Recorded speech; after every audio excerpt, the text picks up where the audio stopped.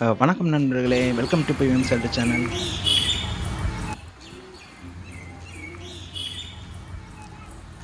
நாம் இப்போது வந்தவாசி டு காஞ்சிபுரம் செல்லும் சாலையில் தான் சென்று கொண்டிருக்கிறோம் கோவிலுக்காக. இப்போ நம்ம எங்கே வந்திருக்கோம் அப்படின்னா தென்னாங்கூர் கோயிலுக்கு வந்தாச்சு.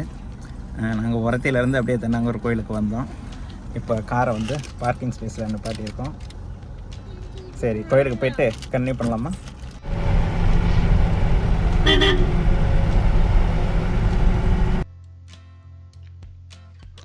காரை பார்க் பண்ணுறதுலேருந்து நடந்து செல்லும் தூரத்திலே தான் இந்த கோயில் இருக்குது. இந்த கோயிலுக்கு மொத்தம் 4 வழிகள் இருக்குது. அதில் ஒன்று தான் இந்த வழி. இது வந்து பார்க்கிங்க்கு இருந்து பக்கத்தில் இருக்கக்கூடிய வழி தான் இது வழியாக நம்ம உள்ளே போகலாம்.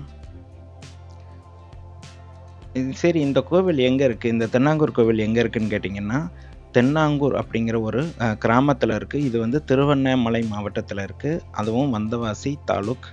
ஸோ வந்தவாசியிலேருந்து 6 கிலோமீட்டர் தொலைவில் நீங்கள் வந்து வந்தவாசி டு காஞ்சிபுரம் போகக்கூடிய அந்த சாலையில் வந்து வரும்பொழுது 6 கிலோமீட்டர் தொலைவிலே வந்து ஒரு லெஃப்ட் சைடு ஒரு ரோடு போகும். அதை பிடிச்சி வந்தீங்கன்னா தான் இந்த கோயிலுக்கு வந்து நீங்கள் ரீச் பண்ண முடியும்.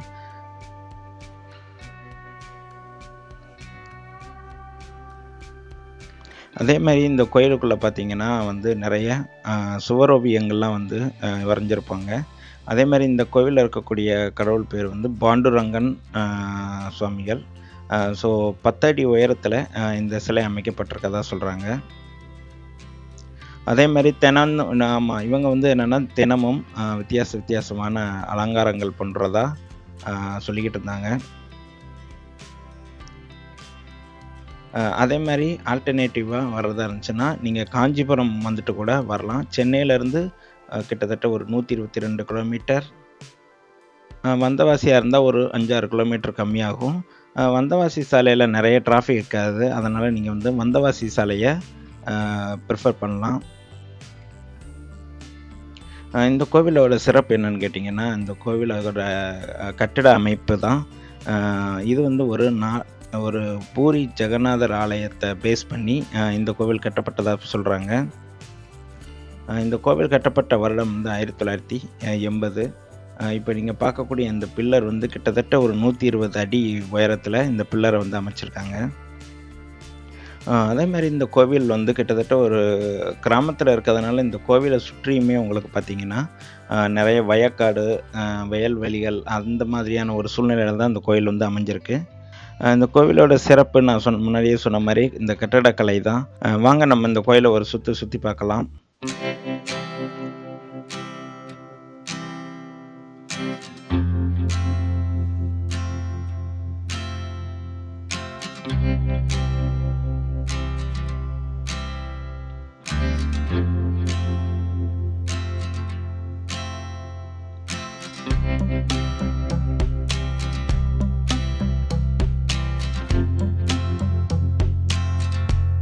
இந்த கோயிலுக்கு நீங்கள் இந்த கோயில் திறந்திருக்கும் நேரம்னு பார்த்தீங்கன்னா காலையில் 6 மணிலேருந்து மதியம் 12 மணி வரை. அதுக்கப்புறம் சாயந்தரம் 4 மணிலேருந்து ஒரு 7 மணி வரைக்கும் வந்து இந்த கோயில் நடை வந்து திறந்திருக்கும்.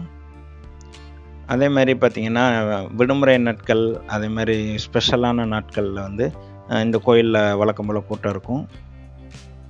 மற்ற நாட்களில் உங்களுக்கு வந்து நார்மலான கூட்டம் தான்.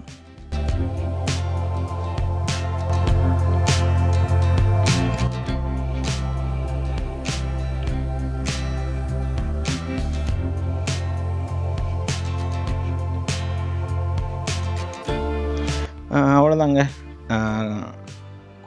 கோயிலுக்கு வந்துட்டு நாங்கள் கிளம்புறோம்.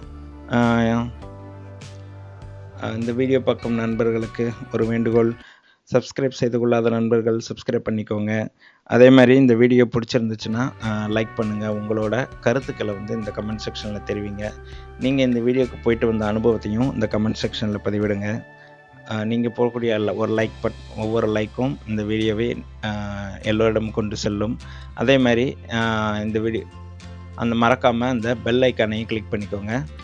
அப்போ தான் உங்களுக்கு நாங்கள் வரக்கூடிய நோட்டிஃபிகேஷன்ஸ் எல்லாம் வரும்.